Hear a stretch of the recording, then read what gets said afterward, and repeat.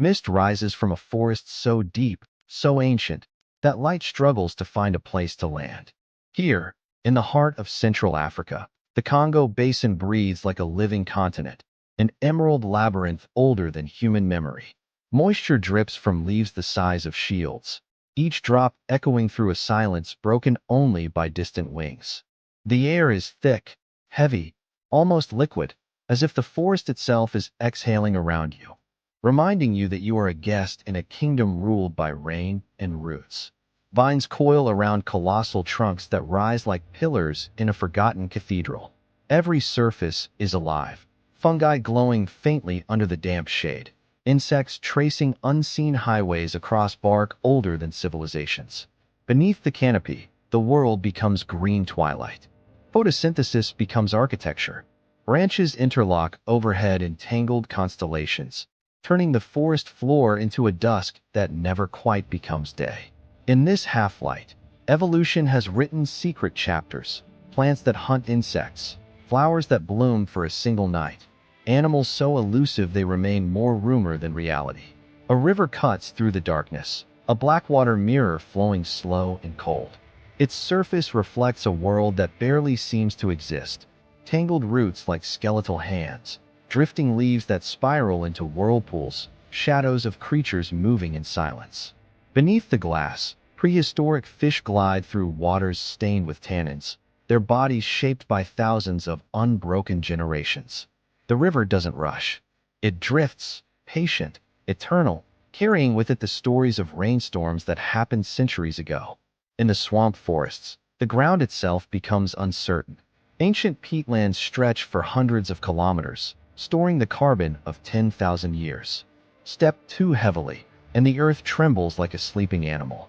Fallen branches dissolve into black soil. Trunks drowned long ago stand petrified in place, as if time forgot to finish its work. Here the air smells of life and decay fused together, sweet, sour, overripe, primordial. Even the wind hesitates to enter this realm. Movement stirs between the trees. A rustle, soft, deliberate.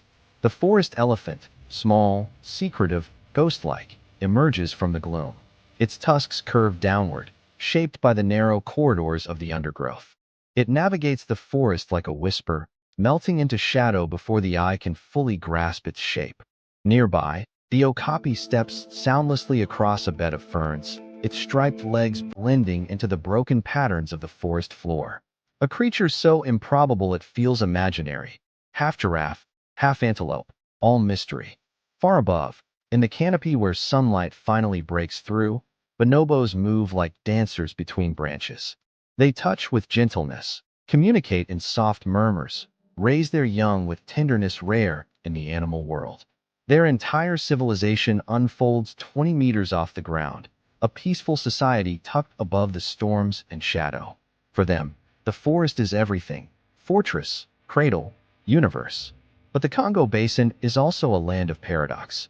It is one of Earth's wettest regions, yet fires burn beneath the soil in dry seasons as peat ignites from within.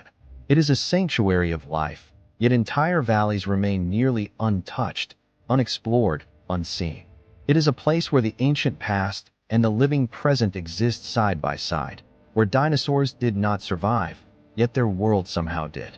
Thunder spreads across the horizon, rolling like distant drums. Rain arrives not as droplets, but as a curtain, a wall, a roaring flood that transforms the forest in minutes. Rivers swell, trails vanish, and the entire wilderness resets itself, erasing footprints, rewriting order. Night falls suddenly. Darkness in the Congo is not the absence of light, it is a presence, a physical, enveloping entity. Eyes glow in the understory. Wings flutter in the damp air. The forest becomes an orchestra of distant calls, frogs echoing like flutes, insects whirring like hidden engines, unseen creatures moving with ancient purpose. Stars appear only in fragments through the canopy, faint tremors of silver above a world that belongs entirely to shadow. Yet in this darkness, something profound stirs. This is not just wilderness, it is memory, a reservoir of the planet's oldest stories. A reminder of what Earth once was, before borders, before roads, before noise. Here, in this vast, breathing green world.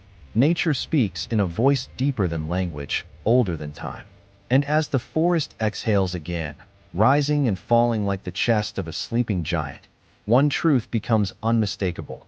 In the Congo Basin, you are not exploring the wild. You are standing inside Earth's original heartbeat, still echoing, still alive.